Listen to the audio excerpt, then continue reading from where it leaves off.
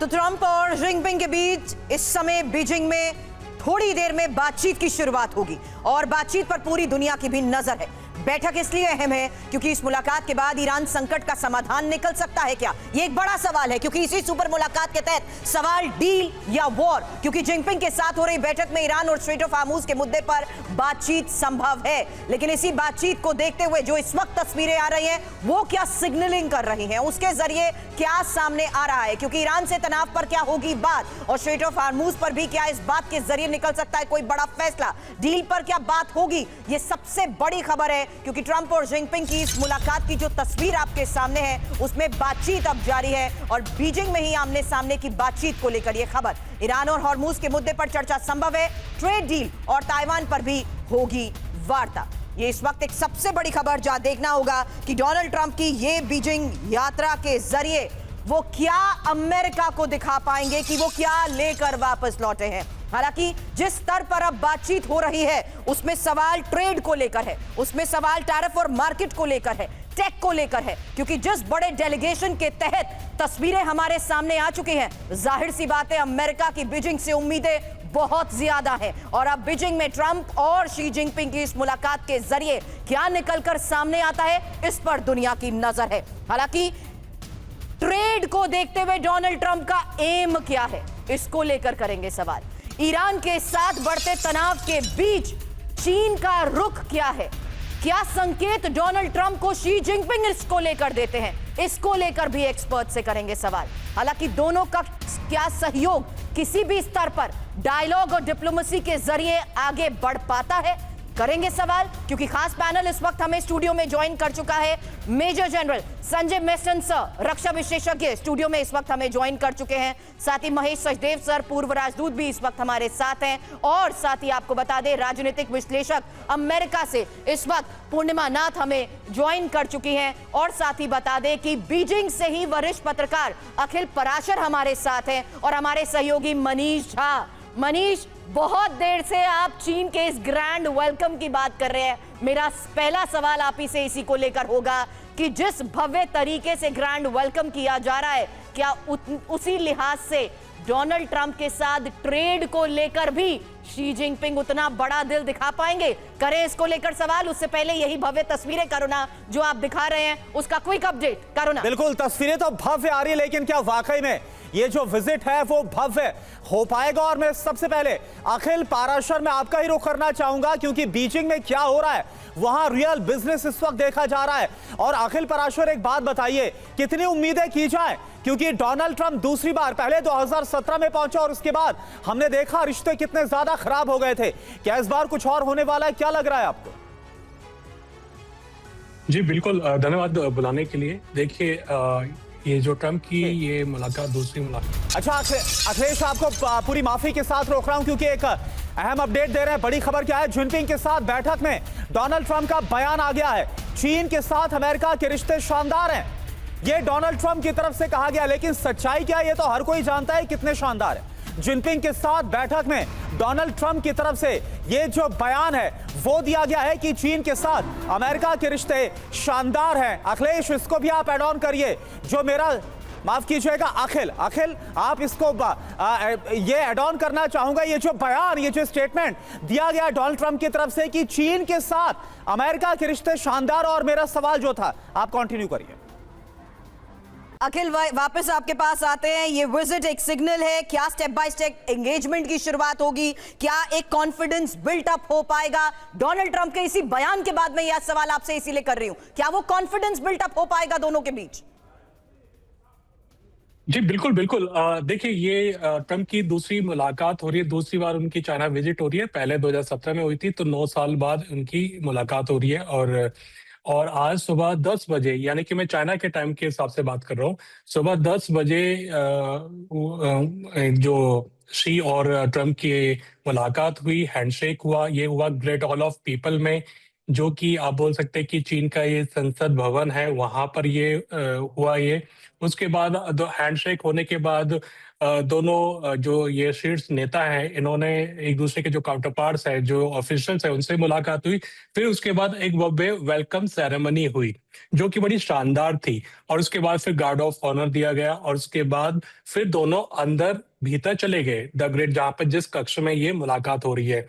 उसके बाद हमने ये देखा, मैं क्योंकि विजुअल्स देख रहा हूँ, लाइव देख रहा हूँ, तो दोनों ही नेता जो है वो अपने आप को एक कंफर्टेबल दिखाने के लिए एक दूसरे को टच भी कर रहे हैं, जो कि एक डिप्लोमेटिक जगत में ये इसका एक बड़ा साइन होता है कि केमिस्ट्री कितनी मजबूत हो रही है, कितनी मजबूत है, ये साफ दिखाई दिया। उसके अलावा जब बैठे तो फिर जो शुरुआत है वो शी जिनपिंग ने की, जो चीन के राष्ट्रपति है, उन्होंने सबसे पहले बोलना स्टार्ट किया। और उन्होंने अपने बातों में ये चीज भी बोला कि ये जो ये एक ट्रैप नहीं होना चाहिए, क्योंकि चीन और अमेरिका दो बड़ी महा आर्थिक शक्ति हैं, और दोनों सैन्य के मामले में भी दोनों एक शक्ति है। तो ये बहुत लाजमी है। एक उन्होंने एक शब्द का नाम लिया, थियोसिस ट्रैप, जो कि यूनानी समय के टाइम की बात है कि एक एक्सपर्ट है कि जो उभरती हुई शक्ति और जो पहले से जो शक्ति मौजूद है, उनके बीच में टकराव होना लाजमी है। तो उन्होंने ये बात बोली है कि हम लोगों को, यानी कि चाइना और अमेरिका को इस मैंने इसीलिए कॉन्फिडेंस को लेकर पहले सवाल किया था कि क्या दोनों अब एक तरीके का कॉन्फिडेंस बिल्टअप कर पाएंगे। पूर्णिमा जी, आपके पास आती हूं। डोनाल्ड ट्रंप क्या दिखाएंगे कि ये हिस्टोरिक विजिट है या प्रायोगिक है? क्योंकि ट्रेड मार्केट के लिहाज से देखा जाए तो डोनाल्ड ट्रंप की एक्सपेक्टेशन शी से बहुत ज्यादा हो सकती है। मेक अमेरिका ग्रेट अगेन के तहत ही जो तस्वीरें सामने आई, उसमें तो ये साफ नजर आ रहा है कि हाई होप्स है उनकी शी जिनपिंग से। Thank you so much for having me. नमस्ते, जय हिंद। पहली बात तो ये है कि मेरा एक्सपेक्टेशन ज़्यादा है नहीं। अगर आपने पिछले 14-15 महीना you have taken to social post and press conferences to literally आप कंट्रीज को डिफेम कर रहे थे, डिमोनाइज कर रहे थे, लिटरली शेम कर रहे थे, उनको रिडिक्यूल कर रहे थे। आप जाके कह रहे थे कि you are my best friend. This is exactly what he has done to Modi also. Modi is a best friend, लेकिन India is a hellhole.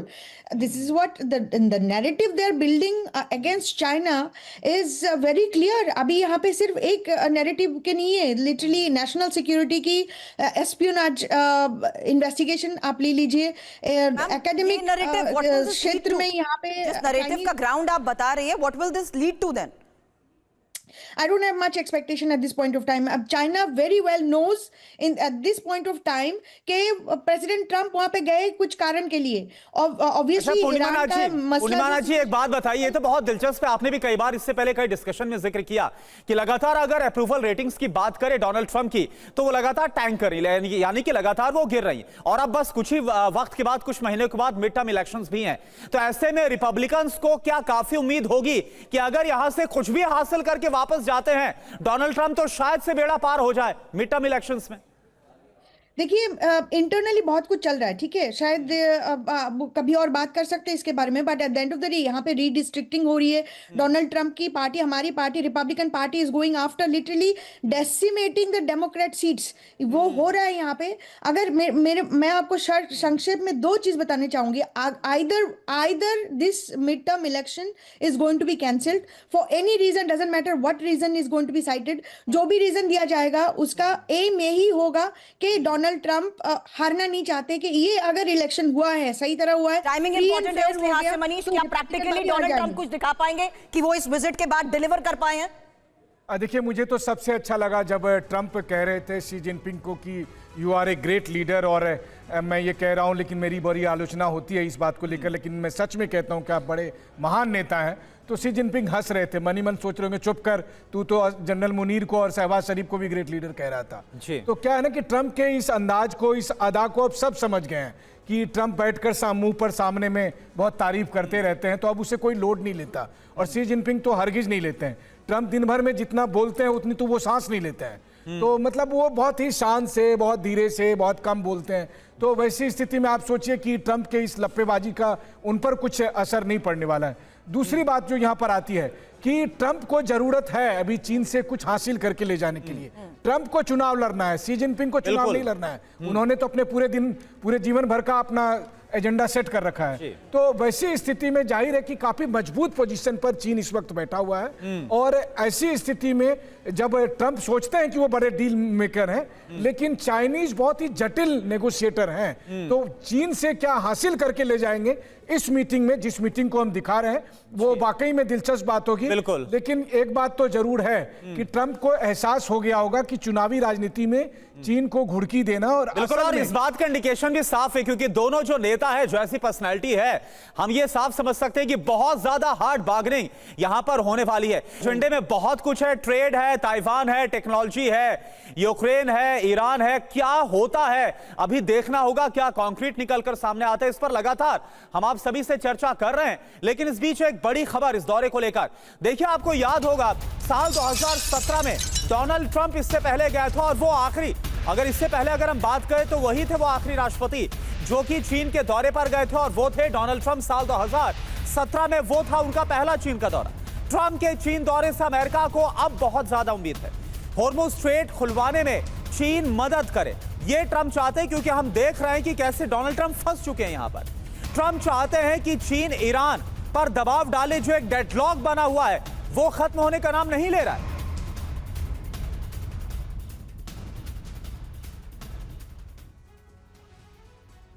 मुलाकात की तस्वीरें तो आप देख ही रहे हैं, लेकिन अब जब हो रही है बात तो 5 बड़े मुद्दे, जहां व्यापार और टैरिफ, ताइवान और सैन्य तनाव, एआईओ टेक्नोलॉजी, ये बहुत बड़े मुद्दे हैं जिसके तहत ट्रेड, टेक्नोलॉजी और टैरिफ को लेकर ही करुणा, अभी हमने एक्सपर्ट से सवाल किया, लेकिन आप बार बार जिक्र कर रहे हैं ईरान का।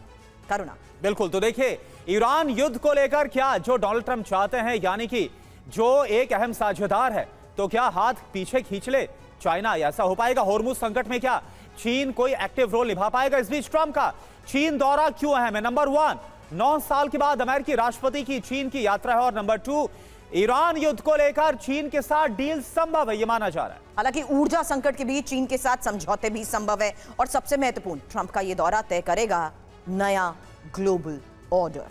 और इसके साथ साथ भविष्य में यूएस और चीन के संबंधों को एक जो नई दिशा है वो मिल पाएगी। और हमारे साथ देखिए तमाम जो खास मेहमान हैं वो मौजूद हैं। और आखिर एक बार फिर से मैं आप ही का रुख करना चाहूंगा, आप बताइए पर्सनली, क्योंकि जो आपका एक्सपीरियंस है, अभी हमने बताया साल 2017 में डोनाल्ड ट्रंप ही वो राष्ट्रपति थे जो इससे पहले आखिरी बार करीब 10 साल पहले वो गए थे, और अब एक बार फिर से डोनाल्ड ट्रंप जा रहे हैं। उस दौरान भी हमने देखा था, उस दौरे को लेकर बहुत उम्मीदें थी, बहुत अच्छी अच्छी बातें, स्टेटमेंट दी गई थी, लेकिन फिर क्या हुआ, जो दोनों देशों के रिश्ते हैं वो गर्त में चले गए थे। इस बार आपको क्या लगता है?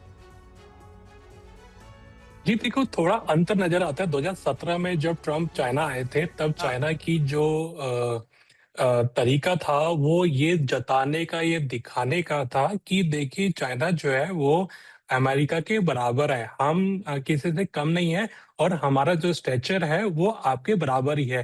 तो आप हमसे जिस तरीके से बात करेंगे, आप हमें अपना एक रिस्पेक्ट फॉर्म में और अब बराबर का समझ कर बात करेंगे। तब वो समय था 2017 में। आज बदल गया समय।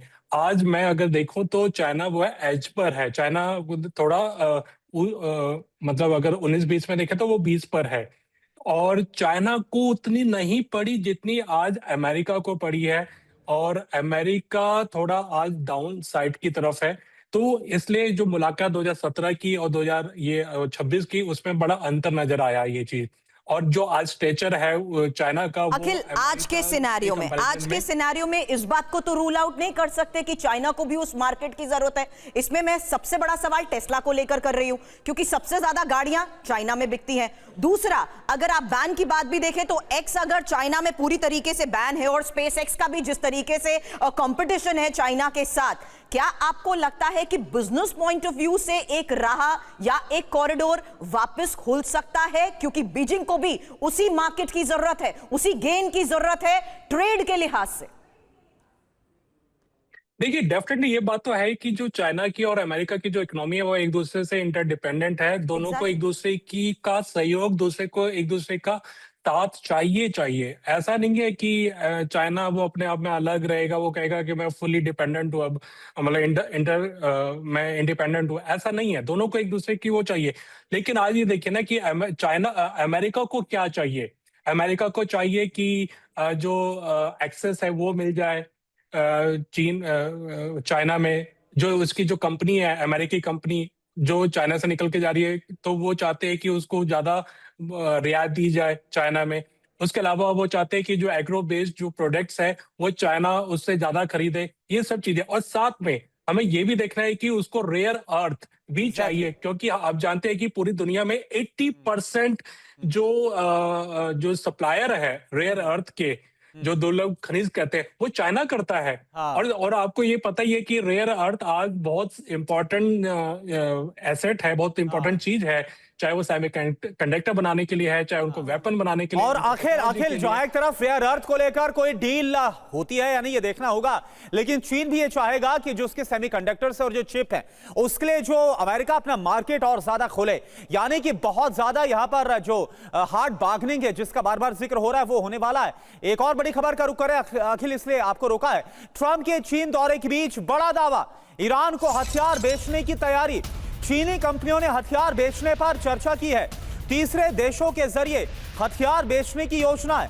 पोर्टेबल एयर डिफेंस बेचने पर भी विचार है। देखिए, चीन चाहेगा भले ही वो वॉर मशीनरी हो या फिर हथियार हो, उसके जरिए भी वो अपना जो व्यापार है, बिजनेस, वो करना चाहेगा। और ऐसे में क्योंकि ईरान उसका अहम साझेदार है, तो ये एक बड़ा जो ऐलान है, क्या उसका इंपैक्ट, उसका असर इस दौरे पर देखने को मिल सकता है? हालांकि अब बीजिंग के इसी इन्फ्लुएंस को इस्तेमाल करते हुए क्या रीजनल डीएस्केलेशन की इस कोशिश का कोई असर हो पाएगा? एक्सपर्ट से इसको लेकर सवाल करें, क्योंकि एक तरफ जिस लिहाज से चीन ईरान को मदद दे रहा है, उस वक्त में हो रही इस बातचीत में स्ट्रेट ऑफ हार्मुज की कंडीशन बहुत मायने रखती है करुणा। हालांकि चीन ईरान की इसी नजदीकी से अमेरिका की कैसे चिंता बढ़ चुकी है, ईरान को सीक्रेट रूप से हथियार बेचने पर चर्चा। वहीं चीनी कंपनीज ने हथियार बेचने का एक और प्लान बना रखा है। बिल्कुल, किसी तीसरे देश के जरिए हथियार भेजने की योजना चीन बना रहा है। पोर्टेबल एयर डिफेंस सिस्टम भेजने पर भी विचार किया जा रहा है और साथ ही हथियार डिलीवरी हुई या नहीं, अभी फिलहाल इसकी पुष्टि नहीं है। अब ऐसे में सवाल यही है कि इसका असर क्या होगा? असर होगा ईरान को मदद से अमेरिका और ज्यादा भड़केगा और पश्चिम एशिया में तनाव इससे और ज्यादा बढ़ेगा। युद्ध की आग कई दूसरे देशों तक भी फैलेगी। इसलिए एक शॉर्ट रिस्पॉन्स मेस्टन सर आपसे ले रही हूं। चाइना के इन्फ्लुएंस को देखते हुए ईरान के या रीजनल डीएस्केलेशन की इस कोशिश पर इसका तो फिर बहुत असर पड़ेगा सर, मेस्टन सर।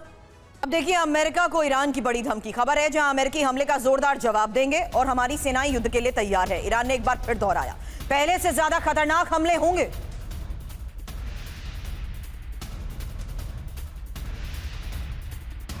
और एक और बड़ी खबर, अमेरिकी विदेश मंत्री मार्को रूबियो का बड़ा बयान, होर्मुज बंद होने से चीन को ज्यादा नुकसान है। मार्को रूबियो का कहना, आपको बता दें, मार्को रूबियो भी इसी डेलीगेशन का हिस्सा है और चीन के हक में होर्मुज संकट दूर करना ही होगा।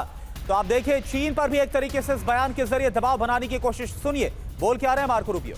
डोनाल्ड ट्रंप कह चुके हैं कि ईरान के मुद्दे पर उन्हें शी जिनपिंग की जरूरत नहीं है। लेकिन अगली खबर सुनिए, चीन को लेकर ईरान ने बड़ा बयान दिया कि बिना चीन के समझौता ही मुश्किल है और अमेरिका पर भरोसे की कमी। ईरान चीन की मध्यस्थता चाहता है। और देखिए, एक और बड़ी खबर, अमेरिका को ईरान की बहुत बड़ी धमकी। होर्मुज में नाकाबंदी बढ़ाने का जो ऐलान है वो किया गया। अमेरिका के हथियार ट्रांसफर को रोकेगा ईरान। ट्रंप के चीनी दौरे के बीच ईरान का यह बहुत बड़ा फैसला। तो ईरान की धमकी, होर्मुज में बढ़ेगी सख्ती। मनीष, जल्द आपसे इसको लेकर सवाल करूंगी क्योंकि अमेरिकी हथियारों की सप्लाई रोकने की ये धमकी है और सबसे बड़ी बात, यूएस की मिलिट्री सप्लाई लाइन को भी एक बड़ी और सीधी चुनौती। हालांकि सहयोगियों को हथियार नहीं भेज पाएगा अमेरिका। सब तरफ से हो रहे हैं। अब मान लीजिए कि अगर अमेरिका से हथियार जा रहा होगा मिडिल ईस्ट में, सऊदी या दुबई या फिर कतर, बहरीन, तो ईरान क्या करेगा? वहाँ पर रास्ते में मिसाइल लागेगा या फिर ड्रोन से जिस जगह पर हथियारों की डिलीवरी होगी वहाँ पर अटैक करेगा।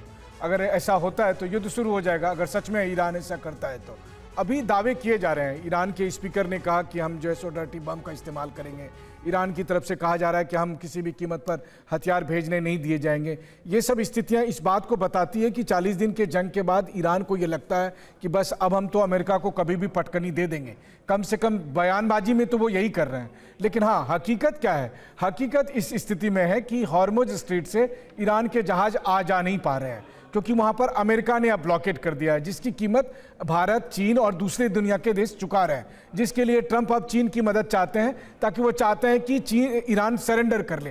तो ऐसी स्थिति में साफ तौर पर है कि ईरान को यह देखना पड़ेगा कि बिना जंग लड़े अगर वो सारे मुद्दों का समाधान करा लेते हैं तो ये वाकई में उनकी जीत होगी। लेकिन अगर उन्होंने हमले जारी रखे तो नुकसान होगा। मनीष, क्योंकि वक्त बहुत कम है, अखिल पाराशर भी हमारे साथ हैं।